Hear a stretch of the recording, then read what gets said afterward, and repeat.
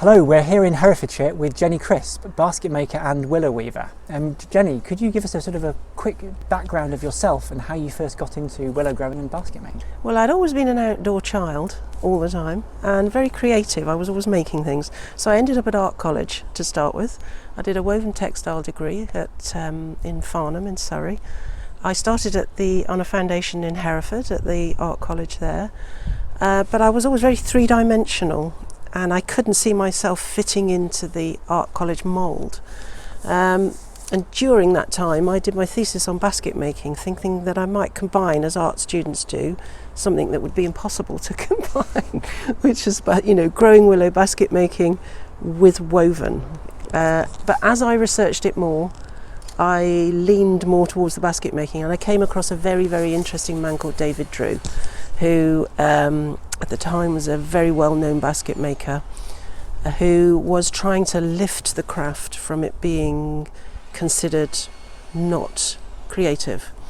So I was very lucky, didn't know who he was, and spent a year-long apprenticeship with him, growing willow, making baskets.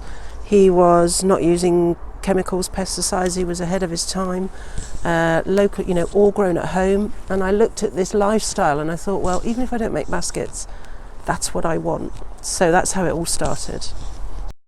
So for you, it's clearly always been a lifelong love with the product that you're growing and using. When did it become a full-time career for you? I finished art college in 1985 and I started then. Wow. I went straight into it, so a long time, yeah. So over your career in basket making, how have you seen the market for it change? Have you seen an increase in interest, or have you seen changes over that time that have either been positive or maybe not so positive? Well, when I started, I did think it was very good, and I used to go to London. I couldn't sell locally when I started. If I went and did a village fete, people couldn't cope with the price that you needed to charge to earn a living. Today, it's better than it's ever been. I can't believe, if somebody had told me how easy it would be to promote yourself and how direct you could be with your customers, particularly in the last couple of years, and with the lockdown and online, it's gone to the other extreme. So actually, I've almost stopped promoting myself because I can't cope with the response. And the same has happened with my daughter as well, because she's also doing it. And I almost don't put anything online unless it's available to sell, because I just create more work that I can't fulfill. So we've got commissions coming in and individuals. So it's changed a lot in the time. The amount of time you have to put into marketing is so much less now than before. From your point of view, so social media is hugely important, from what I understand. And how do you find that impacts on your business? It's changed it terrifically. Before, getting ready to do a show, building up to a deadline, packing the car, unpacking, travelling, accommodation, this is what you'd have to do to promote yourself. Only up to 5 years ago or so, it's really not that long ago. And I'd always sell really well. I've always sold very well because it's always been full-time and professional. So it's always been very good. But with social media, it's just transformed it in a different way. The market that you can get to, the customer's passion that you can link in with just with a picture. It's really simple. It's really straightforward and direct, and the easiest way of selling now. For someone like me, who's a maker, making an object, growing the material, making the object, and then promoting it, you have to have many skills. So actually, if you don't move with the times, you're going to get left behind, because craft fairs don't happen so much anymore and things. And now people can't visit your home to buy. Having a shop means there's a lot of time in promoting yourself and fronting yourself. I just love the making, and I don't want to be taken away from that. So we often talk about, within the wider agricultural industry, the importance of field to fork when you're producing food. Clearly here you're producing the material, you're harvesting the material, you're doing processing as far as processing goes with the material that you grow, and then you're making the final product with it and selling it to the customers. How important is that story for both yourself and for the customers that buy from you? Well, I think people have so much more choice in what they want to support these days, and it's easier to support. So I think that as an individual, it's really important on this scale, because people are buying into your world as well and supporting your world. But I always get drawn with this thing about making for posterity and making for reality, and I don't want to make for posterity. I don't want to make for traditional historical reasons. I want people to understand it's a real job. Mm-hmm. It's a real job that you can pay a mortgage with, bring up your children, and I feel very proud of having achieved that with it. And I can tell that story, you know, through social media. I can say, this is what we do. We have a mother-daughter business now, and I think people like to follow and support that too. But with social media, you can really put across the sort of more political side of what you do in a way, which is fantastic. And you mentioned your daughter has come into the business now. She has, yeah. Obviously, succession and family within family businesses is hugely important. Yeah. How have you found the succession process, or going through that, bringing her into the business? And I imagine it's been a fairly challenging but very rewarding thing. Yeah, it's a good question. Yeah. Well, she grew up with creative parents, so she's creative herself. And I never had an expectation of moulding her into what I do. And I almost didn't really want to, because I didn't want her to have to function on such a low wage, because it's a low wage job. I didn't want her to feel obliged that she had to, because I'd seen that happen with parents and children. So she went off to art college and studied theatre design, and then came back to Herefordshire. She's very homely, we're very close, and she has brought her theatre study into the world of growing and making. So she's got the balance of the two. So she's still keeping it fresh for herself.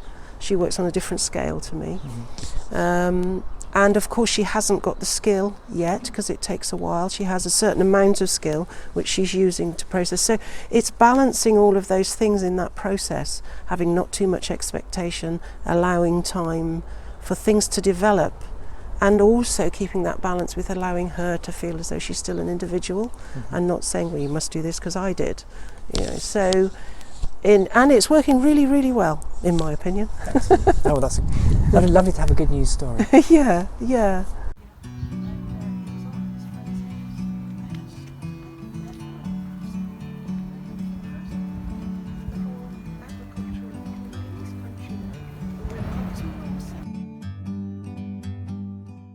Every community would have had its own willow bed according to what that community produced to make a living.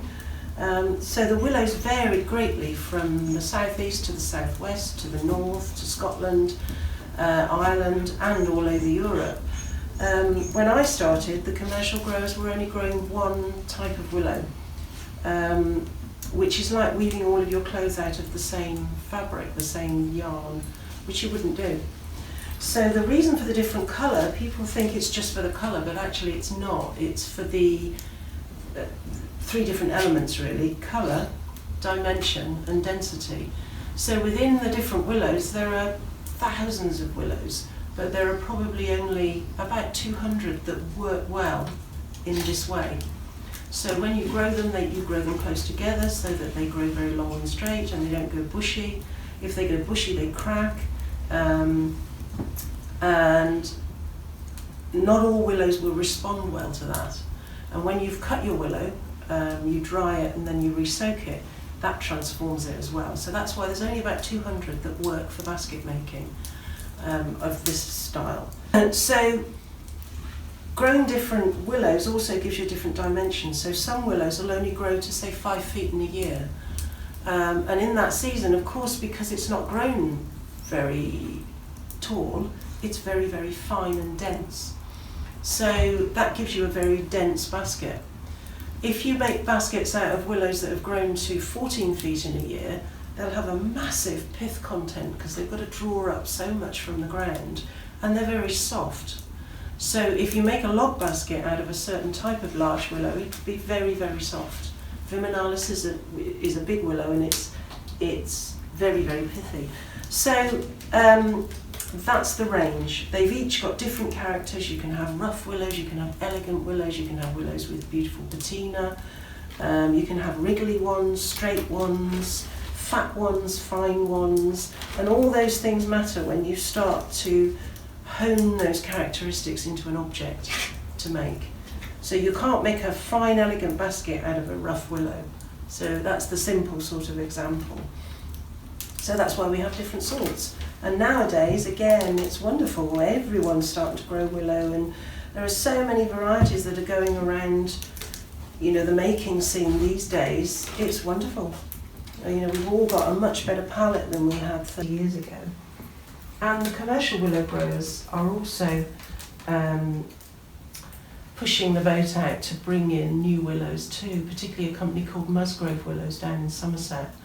They're a family business. They've done a lot to promote new willows for basket making, and to, because it's an expensive process to bring in a new willow, because you don't actually know if it's going to work or not, and you don't know that for probably a couple of years, 3 years. Yet regionally, you know, for instance, in the market garden of the country around Evesham, Pershore area, when their products, when the railway came, their products, all their, you know, asparagus, everything was sent up to London to Covent Garden. They had special fine little red willows that they grew to tie the carrots, because the red in the carrot, so it was that refined. And so yes, and we'd lost that specialism, and it's starting to come back in, which is fantastic. The bottleneck is in learning the skill, and also having time to learn about these different willows as well. That's, you know, one hasn't caught up with the other yet. Everybody's growing and growing and growing and loving it, but it's, I feel as though our old knowledge hasn't quite come back yet enough to support it. At the moment, this basket's upside down, and I'm making something that I call a jardiniere. So you know when you buy your pots from the garden centre and things, they're all in a plastic pot, and we all have a good intention of repotting them into something nice. And but we never get round to it, so I've made a basket that you could actually put them in, and I've got a pair of these to make as a display piece. But you know, we make all sorts of things, all sorts of sizes and scales, and I'm just putting a foot on it, because on a piece like this, when it's got a heavy weight inside, the bottom part of it creates the friction with the surface, so that's the bit that would wear out. So this is a foot that I'm adding to it, which if it does wear out, I can just replace it. But I've had, interestingly, I've just had a log basket back from 1986, and it's the first one, and it needs a new foot, and it needs some new sides a bit higher up. So they do last a long time. And in terms of something like the basket you're making at the moment, how long would that take you? What sort of, in terms of hours, how many hours would that take you to make? The actual making part of it, so starting right from the beginning with your bundle, selecting the material, there's a lot of grading and sorting, because your bundle of willow doesn't give you all of these exactly the same thickness. So there's a lot of judgment going on there before you start. So it's all in the preparation. So this basket probably is about 4 hours, I would say. So I'd probably do 2 in a day.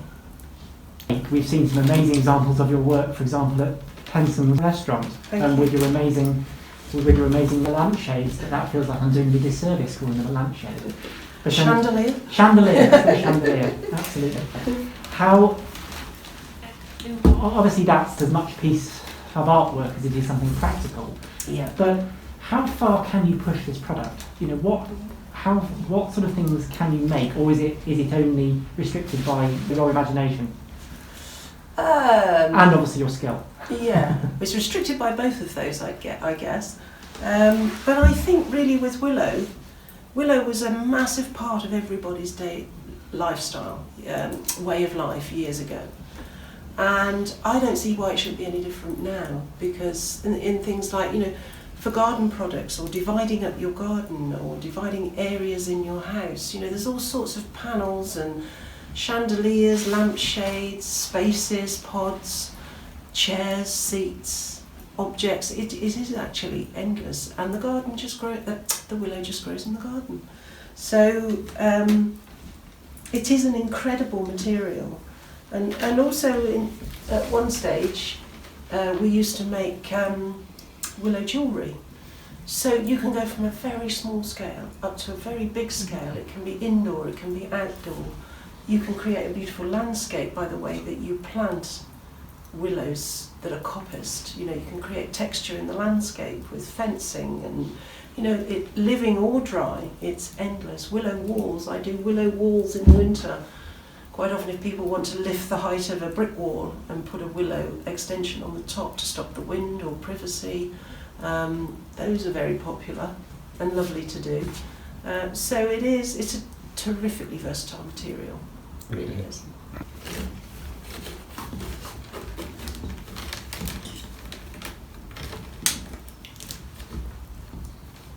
I've noticed outside that you've got some really interesting structures that you've created which are now growing. Is that something you get asked to do on a regular basis, or something that you do, or? Yeah. We do the whole range of product. Because I've been going for such a long time, I've been able to develop a skill where I can make, you know, traditional functional log baskets, and because we're growing as well, we understand how we can translate the living willow into a marketable object as well.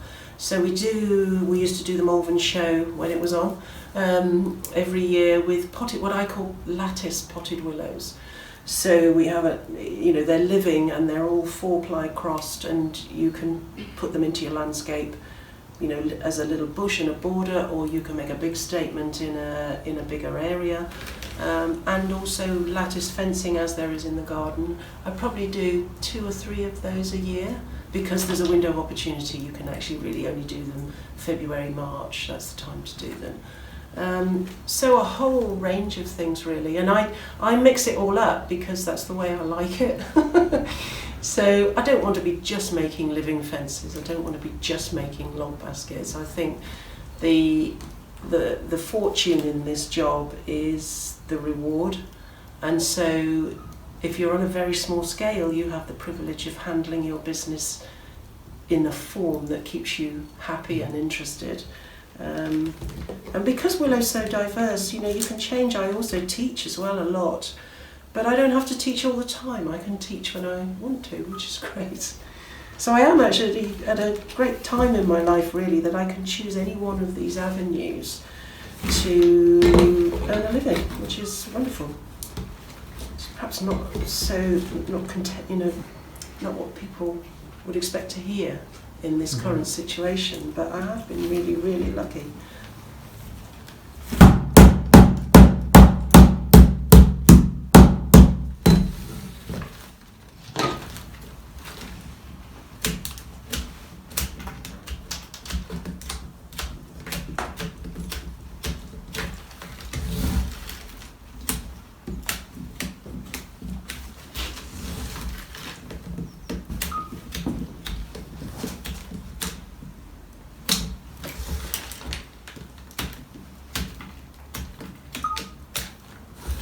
You've recently published a book. Could you please tell us a little bit more about it? Yes. Conveniently placed there in front of you. Yes, I'd love to. I was approached by a London publisher called Quarto that specialises in books for making. So I was very lucky. I worked with a great design team, so the photography is beautiful. Anyway, it's a book that is aimed at the beginner, a newcomer to willow. So it will take you through starting a willow bed, choices of material, how much to grow, how to process, how to harvest and why you're processing, and drying and storing. So it gives you a little element of the whole process from beginning to end, and then how to select your material for different jobs. And then it's got 20 recipes inside, and different levels of technique, using material that you might have grown yourself. I make some of the products in there, but really all those projects I designed specifically for a beginner and a newcomer. I'm really looking forward to the future, because my daughter and I have started a company together called Willow with Roots. It's been going about 18 months, not very long. She's a young mum with a little one, so we're tailoring it to the time available. And I'm so looking forward to how our relationship's going to develop together as we go on, and also imparting my skill over, a lifetime's knowledge of skill over to her, and the projects that are going to come along by combining our two skills, which is going to be very exciting, I think. And the company is called Willow with Roots. You can get the pun. We're about to start our second season cutting willow together and processing it all. So for me that's just wonderful, because I've spent years in -4 in the snow cutting willow on my own, so now we can do it together, which will be just lovely.